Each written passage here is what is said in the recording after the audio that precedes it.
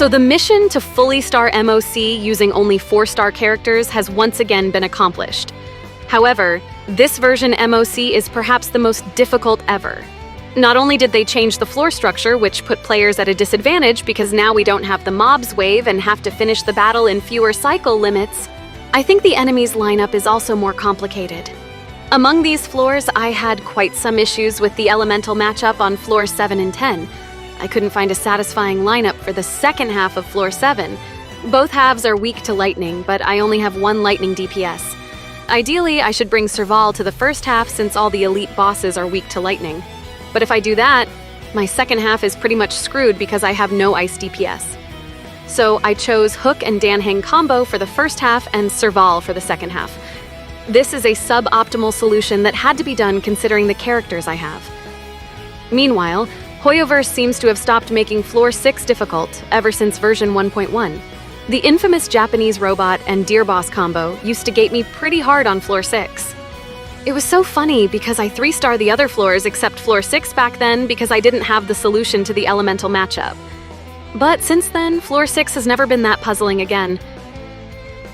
Floor 8 is the Japanese robot and Great Ape. I've completely downloaded the Great Ape, so there was no issue at all. Serval is my counter to the Japanese robot as long as it isn't paired with Deer Boss in the same half. And then, in the second half, my fire team can handle the Great Ape very well. Floor 9 is basically the previous floor 10. I know the solution already and just need to bring the same team. Now floor 10. This is my personal favorite in the current MOC, especially the first half. Usually, whenever there are fish mobs, Serval is my quick solution to it. They can apply stackable def debuff, which could be dangerous if your team has no debuff cleanser. So quickly killing them all using an AoE attack is one way to counter it. The thing is, on this floor, Serval is needed for yanking battle. I had to deal with the fish without my only erudition character, and it was a very fun puzzle to solve. The combination of March 7th Freeze, Sushang's and Luca's Bleed was able to take them down before they even moved. Luca is truly the star of this half. With only Sushang, I wouldn't be able to avoid damage from the fish. As for the second half, I initially tried with Serval, Tingyun, Danheng, and Natasha or Fire MC solo sustain. However, the battle became so RNG. After a few hours, I gave up trying and decided to just double sustain it. The team's damage output dropped so much, but the team is much safer to play.